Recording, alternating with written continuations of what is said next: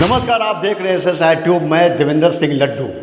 लोकसभा का चुनाव 2024 में होने वाला है। अभी एक वर्ष बच गया है। अभी से ही प्रत्याशी लगातार प्रयास कर रहे हैं कि भाई ये सीट बढ़िया है, ये है, वो है। लेकिन सबसे ज़्यादा पटना साहिब लोकसभा सीट का है। भारतीय जनता पार्टी बीजेपी का एक सेफ सीट है, मजबूत सीट है। अभी वर्तमान में यहाँ के सांसद भाजपा के हैं रविशंकर प्रसाद, और इसके पूर्व में भी रविशंकर प्रसाद थे, जबकि शत्रुघ्न सिन्हा उनके विरुद्ध चुनाव लड़े थे, हार गए। लेकिन क्योंकि अब शत्रुघ्न सिन्हा तो वो आसनसोल के तृणमूल कांग्रेस के सांसद हैं। अब संभावना है देश के बड़े कद्दावर नेता, अगर आप कह सकते हैं तो प्रधानमंत्री नरेंद्र मोदी के बाद अगर दूसरा नेता अगर है तो वो है देश के गृह मंत्री अमित शाह जी। ऐसी संभावना है। बीजेपी का सेफ सीट है अमित शाह लड़ने का, क्योंकि बिहार के मुख्यमंत्री नीतीश कुमार को एक खुला चैलेंज है, चुनौती है। तो अगर संभावना अगर बनता है तो अमित शाह अगला कैंडिडेट होंगे, अगला उम्मीदवार होंगे पटना साहिब लोकसभा सीट का हो गया है। अब आते हैं सबसे अहम महत्वपूर्ण दूसरा लोकसभा का नालंदा क्षेत्र का। वैसे भी बिहार के मुख्यमंत्री नीतीश कुमार प्रधानमंत्री के महत्वाकांक्षी रखने के लिए सेफ सीट जदयू का एक गढ़ माना जाता है। तो नीतीश कुमार नालंदा सीट से अगर खड़े होते हैं तो उनका परस्पर विरोधी, कट्टर विरोधी आप कह सकते हैं RCP सिंह जी, उनके विरुद्ध में खड़े हो सकते हैं। नीतीश कुमार जी का एक और है, यूपी से है, फूलपुर से, कुर्मी बहुल इलाका है। हो सकता है संभावना कि वहाँ से चुनाव लड़ सकते हैं। बिहार के मुख्यमंत्री नीतीश कुमार और पूर्व केंद्रीय मंत्री RCP सिंह एक आप कह सकते हैं कि कभी साथ साथ चलने, कंधे से कंधा मिलाकर राजनीतिक करने वाले हैं नेता हैं। अब चूँकि कट्टर दुश्मन एक दूसरे पर आरोप प्रत्यारोप लगाना लगातार अगर आप देखिएगा तो एक दूसरे को पटकनी देने के प्रयास में लगे रहते हैं। लेकिन RCP सिंह जी अगर नीतीश कुमार के विरोध में खड़े होते हैं तो वहाँ का चुनाव समीकरण लगाना बहुत ही मुश्किल हो जाएगा, क्योंकि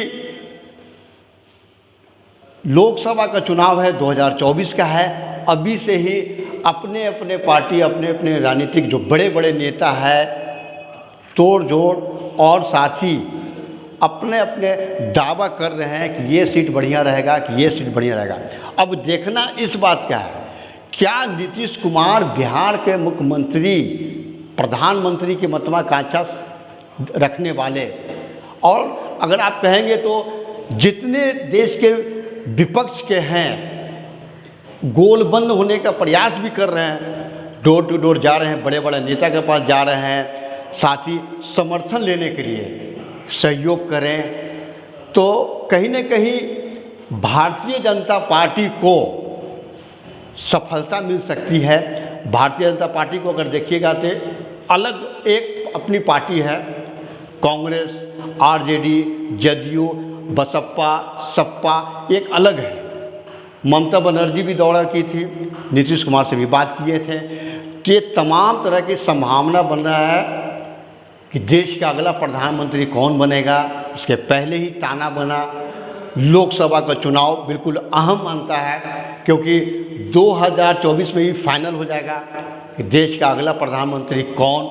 तो तमाम तरह की संभावना लगे हुए हैं। और नीतीश कुमार चूँकि उनका गृह जिला है, नालंदा है, जदयू का एक गढ़ माना जाता है, और साथ ही यूपी में अगर देखते हैं तो फूलपुर, जी हाँ, फूलपुर का कुर्मी का एक बहुत बड़ा हिस्सा, बहुत बड़ा तबका है। वहाँ से भी संभावना बन रहा है कि शायद नालंदा से अगर चुनाव नहीं लड़ते हैं तब फूलपुर से चुनाव, क्योंकि कुर्मी, नीतीश कुमार कुर्मी जात समाज से आते हैं और वहाँ के कुर्मी जो संख्या अधिक है, हो सकता है कि उनको वोट देने में मदद करें।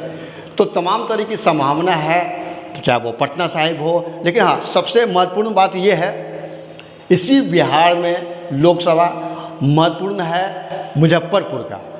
ये संभावना और साथ ही तय माना जा रहा है, कभी बिहार के पूर्व मंत्री रहने वाले और चर्चित रहने वाले मुकेश सहनी जी भारतीय जनता पार्टी से अगला उम्मीदवार मुजफ्फरपुर संसदीय क्षेत्र जो होता है लोकसभा का, वहाँ से चुनाव लड़ने वाले ये बिल्कुल तय माना जा रहा है। तो ये तमाम तरह की अटकलें लगाया जा रहा है कि इस बार का पटना साहिब से, नालंदा, मुजफ्फरपुर, कुछ और ऐसा क्षेत्र है जो कि लोग बड़े नेता उन पर ताक में है, उन पर नज़र पर है कि इस बार का लोकसभा का सीट मैं यहीं से खड़ा हूँगा। ऐसे साइट को आप देखते रहिए। जय हिंद।